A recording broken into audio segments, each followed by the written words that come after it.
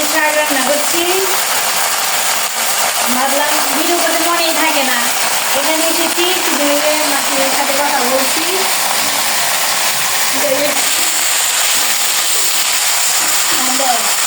রান্না করেছি যে সবজি,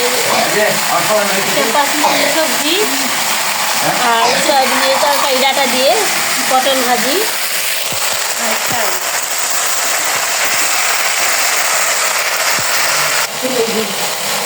এই যে দিন দাঁড়িয়ে দেখা যায় না তো। হরে কৃষ্ণ। অন্ধকার, হ্যাঁ। শাকটা হয়ে গেছে, এটা শাক নামিয়ে ফেলবো। এই যে শাকটা হয়ে গেছে, পটল ভাজি, শুকনো লঙ্কা ভেজেছি, তো সয়াবিন দিয়ে ডাটা দিয়ে আলুর রসা আর নিরামিষ সবজি। এই যে রান্না হয়ে গেল, এখন ভোগ লাগাবো। আমার গপু সোনাকে তো রেখে এসেছি। তো এই যে এখানে ভোগ দিলাম। তো এই যে ভোগ হয়ে গেছে, সবাই ভোগ দর্শন করুন। ভোগ দর্শনে দুর্ভোগ কাটে। আমার গিরিধারীর ভোগ হয়ে গেছে।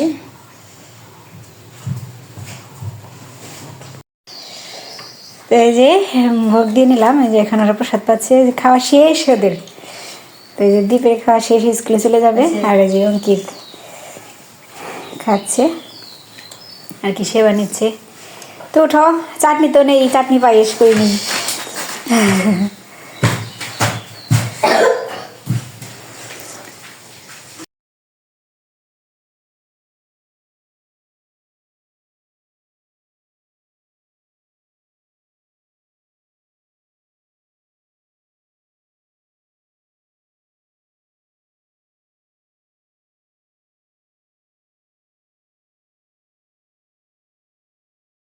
কৃষ্ণ। তো এই ড্রেসটি মার্কেট থেকে এনেছি, গোপী ড্রেস। মানে অনেক শখ হলো তো, এটা তার বয়সে পায় না। ভগবানের মানে গোপী ড্রেস, মানে সেটা বুঝতেই পারছেন, তো খুব শখ হয়েছিল, তো নিয়ে আসলাম। চাপানো হয়নি, এর জন্য ওখানে পরে ঘুরতে পারিনি। তো আগামীতে যাব, তখন এই ড্রেসটি নিয়ে যাব, ওখানে ঘুরবো মন্দিরে মন্দিরে। তো এই সম্পূর্ণ দেখাও কেমন লাগছে, কেমন লাগছে অবশ্যই একটু কমেন্ট করবেন। আমি সবসময় শাড়ি পরে ভিডিও দেই, যদিও আপনারা সবাই দেখেন। আসলে আমি বাইরে পরি, সেটা আপনাদের সামনে আমি তুলে ধরি না।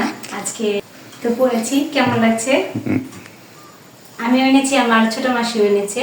ছোট মাসি চলে গেছে, ঠিক মতো হয় না। এখন একটু পরে দেখলাম হয় কিনা, চাপাতে হবে, ঠিক করতে হবে। এই ড্রেসটি আবার নিয়ে যাবো, যে বললাম মাকে নিয়ে যাবো, নিয়ে গিয়ে সব মন্দির দর্শন করবো এই ড্রেস পরে। গোপী ড্রেস মানে ভগবানের নিকট, অনেক নিকটাত্মীয়। রাধারানীর চেয়েও কিন্তু গোপীরা, মানে গোপীদের মনের চিন্তাধারা ভগবান শ্যাম সুন্দর কৃষ্ণ বুঝতে পারে না। তো গোপীদের মন বোঝা অনেক কঠিন, সেই কঠিন গোপীদের ড্রেস পরে আছি। তো সবাই ওখানে পরে মহাপুর সবাইকে দেখেছি, খুব ভালো লেগেছে। সব মাতাজিরা এই গোপী ড্রেস পরে ঘুরে, আমার খুব ভালো লেগেছে, এর জন্য নিয়ে এসেছি। যদিও জানি না আমাকে কেমন লাগছে, সেটা আপনাদের উপরে নির্ভর করছে, আপনারা কমেন্ট করবেন। আর আমি তো সবসময় পরবো না, ওই মায়াপুর আবার যখন যাব তখন পরবো। তারপরে যদি হঠাৎ অনেক সময় ভালো লাগে তো পড়তে পারি। হরে কৃষ্ণ। সকাল সকাল ভোগ হয়ে গেছে।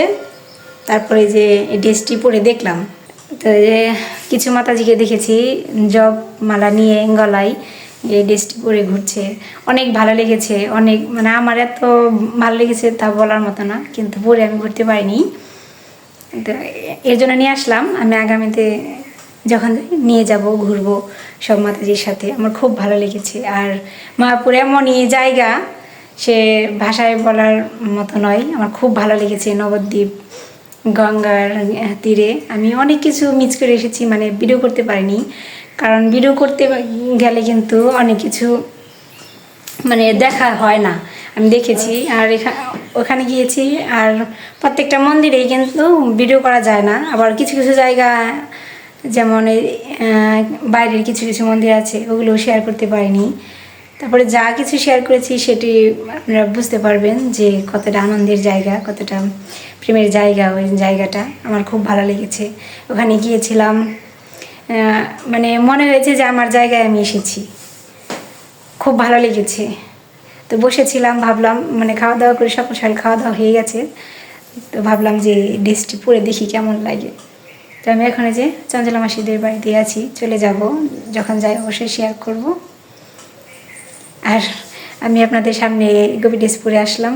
আপনারা যদি মায়াপুর যান সবাই গোপী ড্রেস আনবেন। আমি আশা করি সকল মাতাজিকেই ভালো লাগবে। ওখানে আমার চেয়ে আরও 3 গুণ বয়স্ক মহিলা মানে মাতাজি আছে। যাই হোক, আমার চেয়ে অনেক অনেক বয়সের মাতাজিরা আছে, পরে ঘুরছে, খুব ভালো লাগছে তাদের দেখেই আমার মনে চাইলো, তাই নিয়ে আসলাম। তো এটা শেয়ার করলাম আপনাদের সাথে, সব কিছু শেয়ার করি এর জন্য শেয়ার করলাম।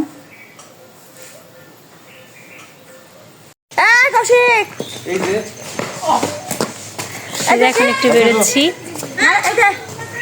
রায়গঞ্জ যাবো। ওই যে মাসি, ওই যে সাগর মামার ছেলে মেয়েদের জন্য কিছু কিনবে, তো এর জন্য। তো ওই যে কৌশিক খেলছে।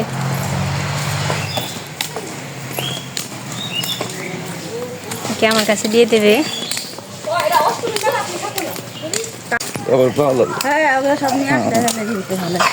কিছু ইয়ে রয়েছে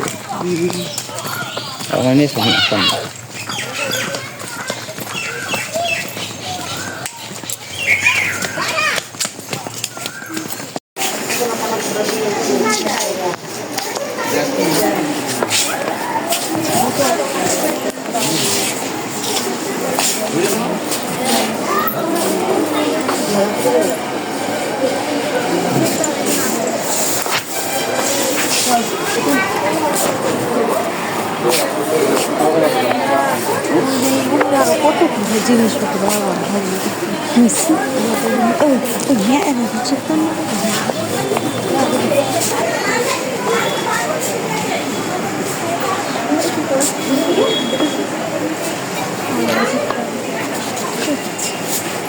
দেখে যে এগুলো করবো নাকি তো এগুলো ভাত দিয়ে দিই, তো হালকা কালারের সাথে হালকা জিনিস দিয়ে দিয়ে